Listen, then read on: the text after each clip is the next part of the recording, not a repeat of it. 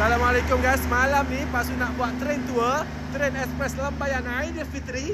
Kita nak balik Kelantan. Kita ada bawa 2 coach first class ni. Nampak cantik.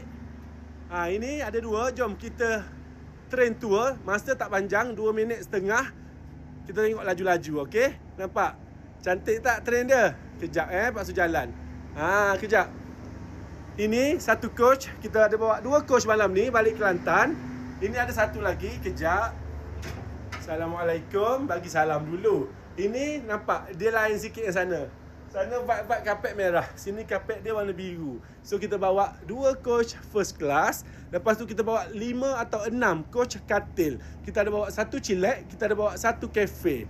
Okay guys. Mana tengok video Pak Su ni, tolong like, komen, share. Pastikan video Pak Su ni viral. Sebab bukan selalu Pak Su belanja. Train tour untuk express Lambayan Aidilfitri. Ini chilek coach guys. Korang nak solat, korang nak tengok movie, nak borak-borak, lepak minum kopi sambil-sambil healing, kat sini. Okey? Nampak? Cantik. Ada lampu kelip-kelip sempena hari raya. Okey, ini chilek coach. Pak Su belanja sikit lagi sebab kita ada 2 minit setengah je untuk video Pak Su ni. So yang mana tengok, tolong pastikan video Pak Su ni viral. Kita ada cafe juga tengah-tengah ni. Nanti Pak Su ni toilet. Ini kru kita hari ni. Nampak? Tap skrin sikit. Aceh. Assalamualaikum. Kerja? Tak. Okey. Assalamualaikum. Ini kafe dia. Nampak? Kalau jumpa adik ni, cakap je nak makan. Assalamualaikum. Seorang ke? Ini menu dia macam-macam ada. Kita ada masa seminit lagi untuk review katil guys. Ini katil. Kita ada 5 coach katil. Okey. Nah, tengok. Cantik. Ini seat Pak Su. Pak Su ambil seat bawah. Kejap ini seat Pak Su guys. Ini katil. Dia ada atas.